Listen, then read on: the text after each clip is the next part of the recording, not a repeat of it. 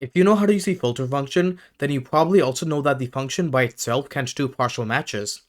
In this video, I'm going to show how you can use two other functions along with the filter function to return all cells that have partial matches with the specified text, and then show how you can create your own custom function out of it with Lambda.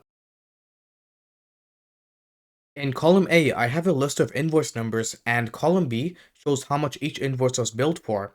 You'll see two invoices that I highlighted in yellow, and another two I highlighted in orange. Those are special invoices that match each other partially, and our main goal is to create a formula that can output all the partial matches. In cell E2, the first thing I'm going to do is that I'm going to type out equals to search, and this is a function that we've used before, where it's going to try to find the position number of a text we given within a certain text.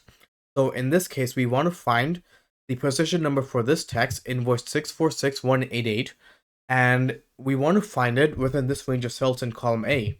And if a text is found, it's going to return the number for that. So if I press enter, we get all these value errors here, but we also get these numbers here, which is 1. And you can see that this text here, where the number 1 is, matches with the cell value in column A here. Before I forget, we always want to freeze the cell reference in case we're going to drag our formula in any directions. In cell E1, I'm going to freeze both the column and row with F4.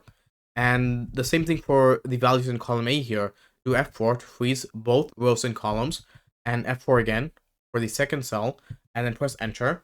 And now we fix the cell references in place. Next, we want to wrap the search function around it with an isNumber function. That way we get back a mix of true and false values, where all the value error cells will show false, and any cells that shows a number will return true. Press enter, and we get back the false values here, and the values with the reference invoice shows true. Finally, we can use the filter function to find all the invoice numbers that partially matches with the value in cell E1. I'm going to type out equals to filter, tab, and the array will be the values from cell A2 to A17. And I'm going to freeze the cell reference, comma, and the value we want to include will be this formula here that we typed out previously. And for the if empty argument, which is optional, if the cell is empty, then we want to ignore it. So we can use true and then close this out and press enter. And now we get a partial match of these invoices here. Invoice 646188 in row 4 and 646188C in row 9. Let's change the invoice number to the first invoice number highlighted in orange. So I'm going to change this from 646188 to 609360. Press enter, and we get back the same output again, or a similar output, where it found all the partial matches for this invoice. We can extend our filter range to not only column A, but column B as well. So I'll change this from A2 to B17, press enter, and we get back the first column array as the invoice number, and the second one as the invoice billed amount. And another neat thing you can do is that you can prioritize the billed amount and find the total for these invoice numbers. And you can do that by doing toCols. The array will be this formula here, comma, and we want column number 2, and then press enter, and we get back the billed amounts for each of the partial invoice matches. And if we want to sum them up, we can just use a simple sum function. And we get back the total billed amount for those two invoices as $13,715.95. Now that I've shown how you can use the formula to find partial matches with the filter function, I'm going to show how you can turn this formula into a custom function with Lambda. I'm going to remove the sum and the toCols functions and wrap the formula with the Lambda function. And we're going to have 4 arguments for this. The first one will be lookup value, comma, then the table range, excluding headers, comma, the lookup range, excluding headers, comma, and finally the last argument, which will be ignore empty.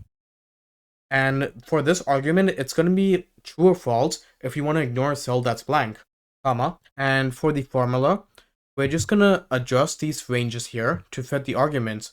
So I'm going to replace this range here with table range, excluding headers, and then replace cell E1 with the lookup value, replace this range with lookup range, excluding headers, and finally replace the true boolean value here with ignore empty, and press enter again, and we get the calc error here. Once we're done with this part, I'm going to copy everything here in the formula bar except for the equal sign, and then go to the formulas tab, go to name manager, and then click on new, we want to give our custom function a name.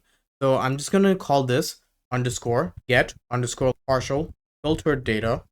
And we can limit the scope to the workbook of the worksheet itself. And we're just going to describe what this function does. Retrieve partial matches with the filter, search, and isNumber functions.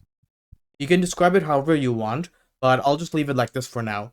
And in the refers to box here, I'm gonna paste the formula we copied right after the equal sign. Click OK. And now we have access to this in the name manager.